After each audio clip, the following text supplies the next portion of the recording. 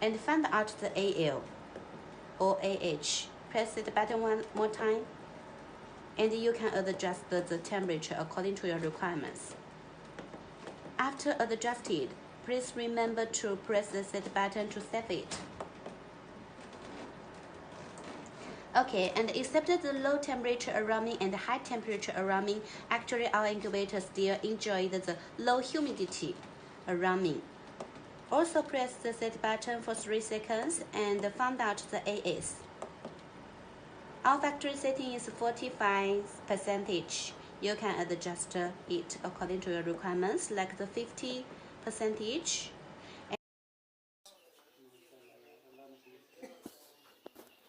यार बस ये तो शाम यार किसी वो कह रहे हैं कि मुझे आपने कल ये परसों आया ना मेरे पास मुझे वो करके दें मैं कर देता हूँ।